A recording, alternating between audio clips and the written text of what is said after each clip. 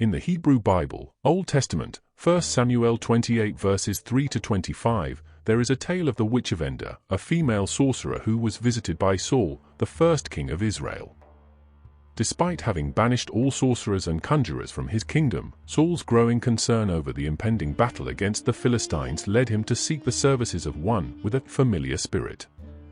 When his servants informed him of such a woman residing in Endor, Saul disguised himself and visited her under the cover of night. He requested that she summon the spirit of the prophet Samuel to foretell his fate. The woman, wary of the law forbidding her craft, hesitated, but Saul assured her protection. Reluctantly, she performed the forbidden act, and a spirit emerged, recognized by Saul as Samuel. The conjured spirit delivered a grim prophecy: Saul and his 3 sons would perish in battle the next day, and the Israelites would be defeated by the Philistines.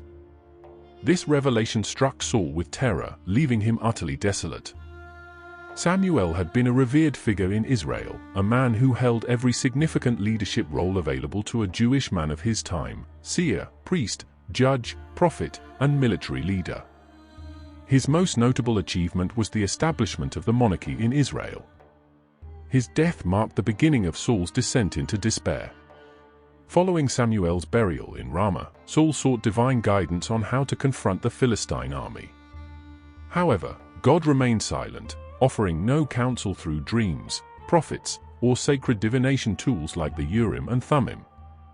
Desperate and abandoned by God, Saul sought out a necromancer in secret, defying his own decree against sorcery. His search led him to the Witch of Endor. Disguised, Saul crossed enemy lines to reach the witch. He asked her to raise the spirit of Samuel. Initially, the woman refused, fearing Saul's edict against such practices. But Saul swore that no harm would come to her, and she relented. As she summoned the spirit, she realized Saul's true identity and cried out, "Why have you deceived me? You are Saul."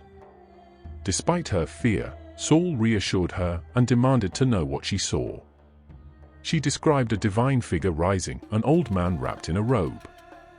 Saul, though unable to see the spirit himself, bowed down in reverence. The spirit, disturbed from its rest, chastised Saul for his disobedience to God. It reiterated that Saul's kingship had already been condemned by the living Samuel. However, the spirit now added a more immediate doom: Israel's army would be defeated, and Saul and his sons would join the dead the next day. Overcome with fear and despair, Saul collapsed. The witch, moved by his plight, comforted him and prepared a meal from a fatted calf, reviving his strength for the inevitable. The following day, the prophecy came to pass.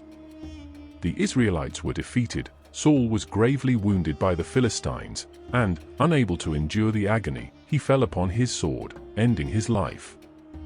Later, a young Amalekite would falsely claim to have delivered the final blow to Saul in an attempt to gain favor with David, only to be executed for his deceit. In the Chronicles, it is noted that Saul's death was partly a divine punishment for seeking counsel from a medium instead of from God. If you like my videos, don't forget to like and subscribe my channel.